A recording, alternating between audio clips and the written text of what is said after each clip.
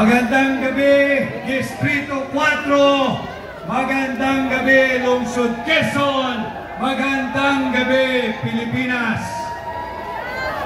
Maraming salamat po sa napakainit ninyong pagsalubong sa Duterte dito sa Lungsod Quezon. At hindi po magaganap ang ating paghaharap ngayong gabi kung hindi po sa tulong at suporta at pagmamahal ng ating ibabalik sa Kongreso si Congressman, ang Superman pagdating sa serbisyo, Congressman Bong Suntay. At siyempre dito sa Distrito 4, hindi lamang dapat sa Kongreso may tamang representasyon. Kinakailangan sa Konseho dito sa Lungsod Quezon, dadalhin po ninyo, susuportahan si Konsehal Attorney Miggy Suntay. Dalawa lang naman po ito. 6 naman ang konsehal ninyo.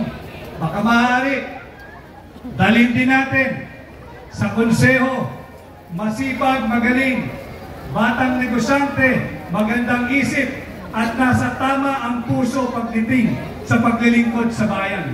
Dali natin sa Quezon City Council si Konsehal Kiko Del Mundo.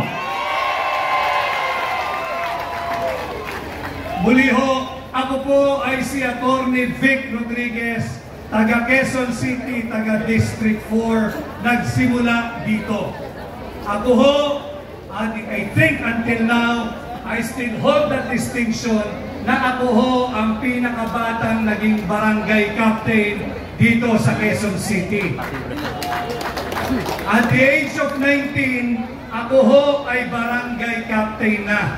Naglilingkod ang aking hong kasama, hindi naman ho ako ganun katanda, pero ang aking kasama, yung mga antigo dito sa Barangay Pinyahan, si Kapitan Tata Leo Cabato. Yan po yung aking kasama, contemporary sa public service, hindi sa edad ha, hindi sa edad. At matagal na tayo na naglingkod dito sa Lungsod Quezon, at ngayon, ako ho ay tumugon sa imbitasyon, tumugon sa panawagan at tumugon sa hamon na pamunuan ang tunay at maisog na oposisyon sa Senado upang labanan ang korupsyon. Yung mga kasama ko sa Duterte, diniskurso na nila ang napakaraming korupsyon na higit nagiging talamak sa kasalukuyang administrasyon. Nagpapasalamat din ako. We are very much and very well secured tonight. Palakpakan natin ang mga kasamahan natin mula sa Philippine National Police. Kaya ho natin sila pinasalamatan sapagkat bahagi ng ating mensahe sa inyo, kailangan po ng tunay at maisog na oposisyon sa Senado upang bantayan ang ating taunang budget sapagkat this year, ang ginawa ng kasalukuyang administrasyon, sino ho ba ang gumagamit o may natatabi o nakagamit na ng PhilHealth card? Yung PhilHealth card po, lahat po tayo, kinakailangan natin yan. Subalit ang kasalukuyang administrasyon, imbis na palawigin ang serbisyo at coverage ng PhilHealth, binigyan po ng zero funding ngayong 2025. Ito ho yung mga usapin na dapat ninyong gamiting batayan at sukatan sa pagpili ng inyong mga leader ngayong May 12, 2025. Kinakailangan din po namin ang tulong ninyo.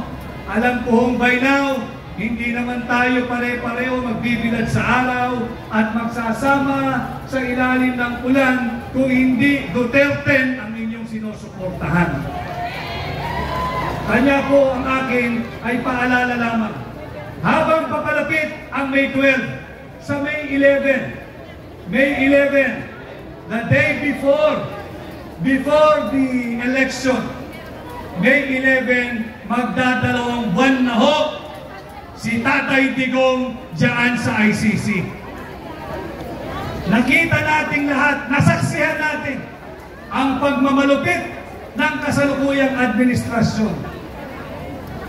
Nakita natin natin kung paano pinagkanulo, pinagtraidoran at ginawang handog ang kapwa natin Pilipino, ang pangalan ni Rodrigo dyan sa ICC, sa kamay ng mga naglalaway na banyaga. Yan po yung paalalahanin ninyo pagdating ng May 11. Lisenyas na po ko, 5 minuto na lang daw ho. Tandaan din po ninyo, kinakailangan po ninyong tulungan ang Duterte. On May 12, please go out and vote straight Duterte. Kailangan po natin ng sapat na bilang, kinakailangan natin ng sapat na dami sa Senado sapagkat nanganganib ang ating demokrasya. Ang ating mga tiwali at elitistang kongresista, hindi lamang pera ng mamamayang Pilipino pinaglalaroan. Nais din nilang nakawin ang sagradong mandato ng 32 milyong Pilipino. Nais nilang nakawin ang posisyon ng pangalawang Pangulo kay Vice President Inday Sara Duterte. Huwag ninyong payagan yan. Kinakailangan po tayo magkaisa sa May 12, bumoto po kayo, vote straight Duterte. Akin pong iisa-isahin ang pangalan ng aking mga kasama. Dalhin po ninyo sa Senado si Senador Pastor Apollo C. Quiboloy. Number 53 sa balota. Nakita naman natin, ang ating bansa ngayon ay matamlay. Ang ating ekonomiya ay matamlay. Ang ating bansa ay may sakit. Kinakailangan natin ang doktor sa Senado. Hindi lamang matalino, hindi lamang mahusay na doktor, magaling pang sumayaw. Dalhin natin sa Senado, Senador Marites Mata. Maya-maya ho ay makakapiling niyo siya, totoong tao, aking naging kaibigan. Tulungan ninyo, gawin nating Senador, Senador Philip Ipe Salvador. At alam ho ninyo, ang trabaho ng mambabatas ay magbalangkas ng batas. Hindi mamigay ng suhol, hindi mamigay ng akap, hindi mamigay ng AIX. Kinakailangan po yung nagbabalangkas ng batas.